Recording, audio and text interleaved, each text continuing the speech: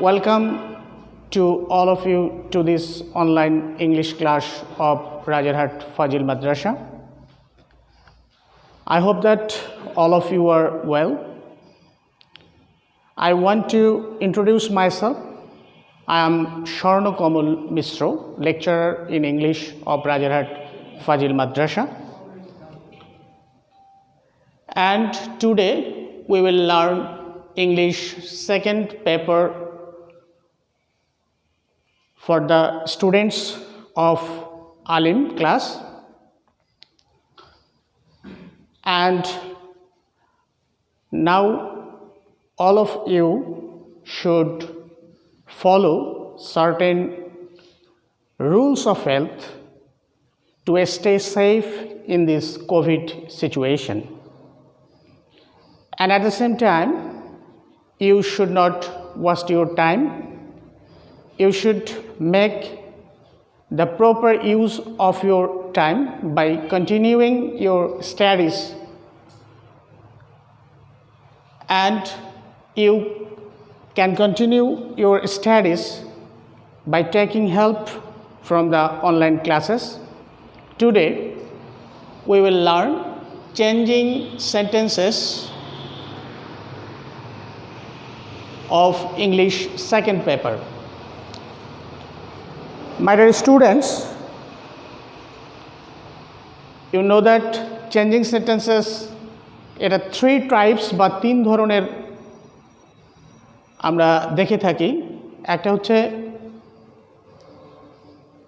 sentence types, একটা হচ্ছে change of voice, and another is change of degrees. তো আমরা আজকে চেঞ্জিং সেন্টেন্সেসের যে সেন্টেন্স টাইপসের চেঞ্জ রয়েছে আমরা সেটি নিয়ে আলোচনা করব। তো চেঞ্জিং সেন্টেন্সেস এটা সাধারণত দুভাবে করা যেতে পারে। একটি হলো বাক্যের রূপগত পরিবর্তনের মধ্য দিয়ে বাক্যের অর্থেরও পরিবর্তন হয়। আরেকটি হলো বাক্যের রূপগত পরিবর্তন হবে কিন্তু উইদাউট চেঞ্জিং মিনিং, এবং এটাকে আমরা বলে থাকি ট্রান্সফরমেশন অফ সেন্টেন্সেস। অর্থাৎ বাক্যটি পরিবর্তন হবে ঠিকই কিন্তু তার অর্থের কোনো পরিবর্তন হবে না। তো এই যে চেঞ্জিং সেন্টেন্সেসের সেন্টেন্স টাইপস রয়েছে, আমরা জানি বাক্যকে প্রধানত দুটি বিষয়ের উপর ভাগ করে আমরা বাক্যকে শ্রেণীবিভাগ করেছি। দুটি বিষয়ের উপর লক্ষ্য রেখে একটি হলো অর্থানুসারে, অর্থের উপর নির্ভর করে বাক্যকে পাঁচটি ভাগে ভাগ করা হয়েছে: assertive, interrogative, imperative, optative and exclamatory. এবং গঠনের দিক থেকে বাক্যকে তিনটি ভাগে ভাগ করা হয়েছে: সিম্পল, কমপ্লেক্স এবং কম্পাউন্ড। তো আমরা আজকে অর্থগত দিক থেকে যে বাক্যকে পাঁচটি ভাগে ভাগ করা হয়েছে তার মধ্যে অ্যাসারেটিভ সেন্টেন্সটির অ্যাফার্মেটিভ এবং নেগেটিভ সম্পর্কে আলোচনা করব। আমরা জানি যে যখন কোনো বাক্য দ্বারা সাধারণভাবে কোনো বিবৃতি প্রদান করা হয় তাকে সেটা অ্যাসারেটিভ সেন্টেন্স বলে, এবং অ্যাসারেটিভ সেন্টেন্সের আবার দুটো ভাগ রয়েছে। একটা হচ্ছে অ্যাফার্মেটিভ বা হাবোধক, আরেকটি হচ্ছে নেগেটিভ বা নাবোধক। তো এখানে আমরা অ্যাফার্মেটিভ থেকে কিভাবে নেগেটিভ করতে হয় এই বিষয়টি নিয়ে আলোচনা করব। তবে লক্ষ্য রাখতে হবে উইদাউট চেঞ্জিং ইটস মিনিং, অর্থাৎ এর অর্থের কোনো পরিবর্তন ঘটবে না। তো আমরা প্রথমে এখানে যে বাক্যটি পাচ্ছি সেখানে বলা হয়েছে only Rahim can do this. এই বাক্যটিতে আমরা জানি যে অনলি শব্দটি রহিম একজন ব্যক্তিকে বোঝাচ্ছে। তো এরকম অ্যাফার্মেটিভ বা হাবোধক বাক্যে যদি অনলি বা অ্যালোন ব্যক্তির ক্ষেত্রে ব্যবহৃত হয় সেক্ষেত্রে আমরা সেটাকে নেগেটিভ করবার জন্য নান বাট শব্দটি ব্যবহার করব। এবং আমরা এখানে only Rahim can do this এই বাক্যটিকে যখন নেগেটিভ করব, যেহেতু অনলি শব্দটা রহিম অর্থাৎ ব্যক্তির ক্ষেত্রে ব্যবহৃত হয়েছে, তাই আমরা এখানে none but Rahim can do this. এবং এই অনলি বা অ্যালোন শব্দটি গড বা সৃষ্টিকর্তার ক্ষেত্রেও ব্যবহৃত হতে পারে, এবং সেক্ষেত্রে ওই অনলি বা অ্যালোনের পরিবর্তে নান বাট ব্যবহার করতে হবে এবং একইভাবে নেগেটিভ করতে হবে। দ্বিতীয় যে অ্যাফার্মেটিভ বা হাবোধক বাক্যটি রয়েছে সেখানে লেখা রয়েছে I have only a few things. এখানে এই যে অনলি শব্দটি রয়েছে সেটা কোনো বস্তুকে বোঝাচ্ছে। তো বস্তুর ক্ষেত্রে যদি কখনো অনলি শব্দটাকে ব্যবহার করা হয় তখন সেক্ষেত্রে নেগেটিভ করবার সময় নাথিং বাট ব্যবহার করতে হবে এবং এর জন্য আমরা এই বাক্যটিকে নেগেটিভ করবার সময় I have nothing but a few things লিখেছি। তাহলে অনলি শব্দটি যখন কোনো বস্তুর ক্ষেত্রে ব্যবহৃত হবে তখন আমরা নাথিং বাট ব্যবহার করে সেটিকে অ্যাফার্মেটিভ থেকে নেগেটিভ করব। তৃতীয় যে অ্যাফার্মেটিভ বা হাবোধক বাক্যটি রয়েছে সেখানে লেখা আছে দ্য বয় ইজ অনলি 10। এখানে যে অনলি শব্দটি ব্যবহার করা হয়েছে সেটা বয়স বা সংখ্যার ক্ষেত্রে ব্যবহার করা হয়েছে। অনলি শব্দটি যদি কখনো বয়স বা সংখ্যার ক্ষেত্রে ব্যবহার করা হয় তাহলে সেটাকে অ্যাফার্মেটিভ থেকে নেগেটিভ করবার সময় আমাদের অনলি এর পরিবর্তে নট মোর দ্যান বসাতে হয় এবং যার জন্য এ বাক্যটি ছিল দ্য বয় ইজ অনলি 10। আমরা এটাকে নেগেটিভ করেছি the boy is not more than 10।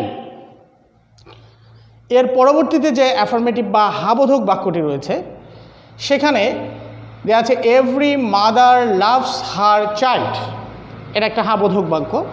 তো আমরা জানি এভরি যুক্ত যে অ্যাফার্মেটিভ বা হাবোধক বাক্যটি থাকবে সেটাকে নেগেটিভ করবার সময় আমাদের প্রথমেই এভরি এর পরিবর্তে দেয়ার ইজ নো, এরপর এভরি এর পরের যে শব্দটি রয়েছে অর্থাৎ এই বাক্যে যেমন এভরি এর পরের শব্দ মাদার, তাই আমরা দেয়ার ইজ নো এভরির পরিবর্তে লিখলাম, তারপর মাদার, তারপর বাট লিখতে হবে এবং তারপর ভার্ব থেকে বাকি অংশ লিখতে হবে।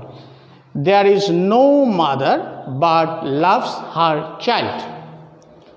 পরবর্তী যে অ্যাফার্মেটিভ সেন্টেন্সটি রয়েছে সেখানে আমরা দেখলাম মাস্ট ব্যবহার করা হয়েছে।